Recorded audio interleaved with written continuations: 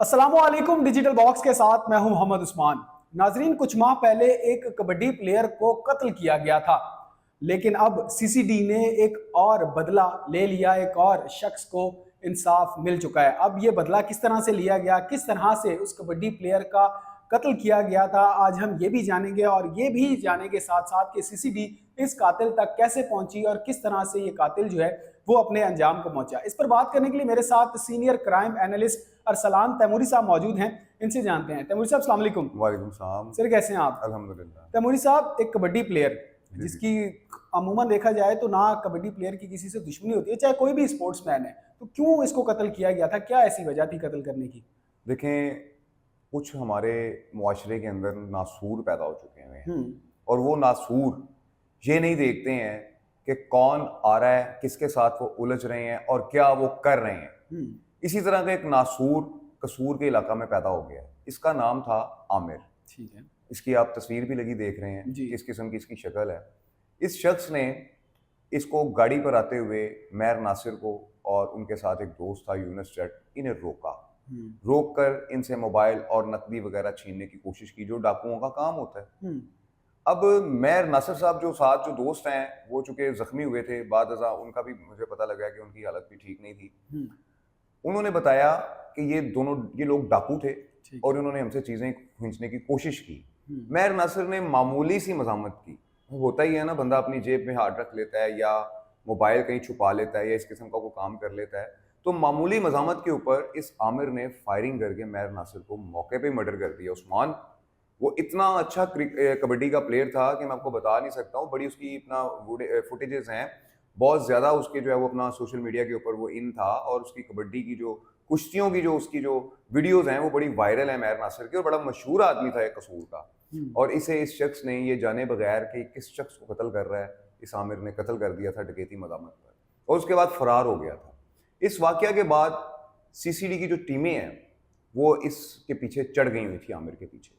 और इस आमिर ने एक वारदात तो मैर नासिर के साथ की थी ना, एक वारदात उस्मान इसने एक रक्शे वाले के साथ भी की थी कि जिससे इसने उसका मोबाइल छीना था।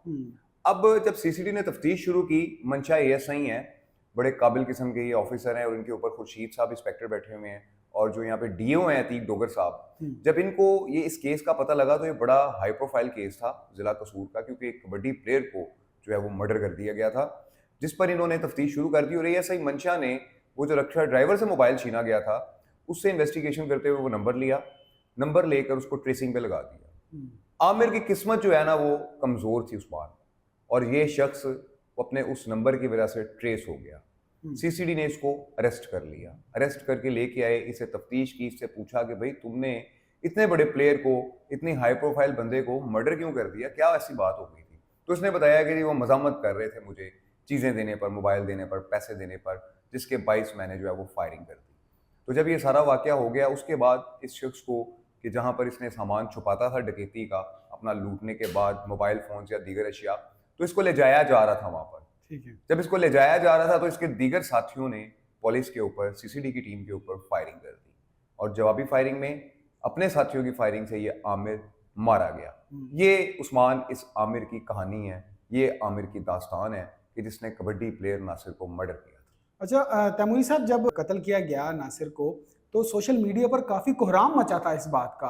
जी जी, बड़ा प्रेशर था सीसीडी के ऊपर और पंजाब पुलिस के ऊपर कि ये बंदा इतने बड़े बंदे को मर्डर करके, कौन लोग हैं कि जिसने मर्डर कर दिया। क्योंकि देखें, जब हाई प्रोफाइल को भी मर्डर होता है ना उस्मान, तो उसमें तफ्तीश के मुख्तलिफ पहलू रखे जाते हैं, और उन पहलुओं के अंदर ये भी देखा जाता है कि क्या इसे किसी से हसद करने वाले ने तो नहीं मर्डर कर दिया, किसी ने साबका दुश्मनी या रंजिश की तरह वजह से तो नहीं मर्डर कर दिया। लेकिन सीसीडी ने जब ये तमाम पहलू छान लिए तो फिर उन्हें अंदाजा हो गया कि ये दौरान डकैती जो है ये काम हुआ है, और ये डाकू है कि जो मर्डर करके निकला है मैर नासिर को। तैमूरी साहब, कसूर जो है वो लाहौर के इलाके में आता है, लेकिन अगर बात की जाए वारदातों की, डकैती की, कत्ल की, या फिर किसी खातून के साथ नाजेबा हरकत करने की, किसी बच्ची के साथ नाजेबा हरकत करने की, जो कसूर जो है वो आला सतह पे रहता है, इसकी क्या वजह है? कसूर ही क्यों है? उसकी वजह ये है उस्मान की, वो एक बैकवर्ड एरिया है। हम लाहौर के जो लोग हैं ये थोड़े से डेवलप हो गए हैं स्कूल, कॉलेजेस, यूनिवर्सिटी में जाकर, लेकिन आप वहाँ पर कसूर के नवाही इलाकों में चले जाएं, आज भी वहाँ पर 1950 का माहौल है।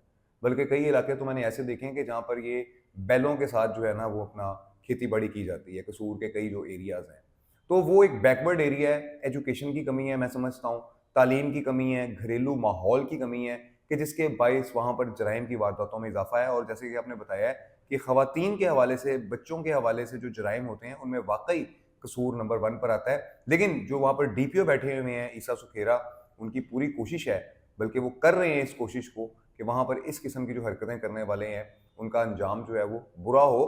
और इसमें CCD का भी बड़ा किरदार है। कई केसेस आपने देखे होंगे कि CCD कसूर ने इस तरह की हरकतें करने वाले अफराद को या तो उनके जो है वो अपना सौदे उड़ा दिए हैं, या किसी की उंगली उड़ गई है। कि जैसे कि वो भी पत्तोकी के इलाके के अंदर या फूलनगर के इलाके के अंदर एक वाकया हुआ था कि एक दुकान में बंदा लेके घुस गया और उसके बाद जो है वो शख्स को, बाबे को गिरफ्तार किया गया। उसके बाद फिर उसका हाफ फ्राई का एनकाउंटर सामने आया था। तो ये कसूर पुलिस और CCD की टीमें मिलकर ऐसे जराइम पेशा अफराद के खात्मे के लिए कोशियां हैं। तैमूरी साहब, एक स्पोर्ट्स प्लेयर, एक कबड्डी का प्लेयर कत्ल हो जाता है तो इससे क्या बाकी स्पोर्ट्समैन की जिंदगियों पर या उनके जहनों पर भी कोई असरअंदाजी होती है या नहीं? देखें जी, बात ये है कि एहसास तो होता है, गैर महफूज हैं, ये गैर महफूजी का जो है एहसास होता है बाकायदा तौर पर कि यार ये इस बंदे ने कैसे मर्डर कर दिया, हम लोग भी कहीं जा रहे हो तो हमारे साथ भी कोई ऐसा ना कर दे।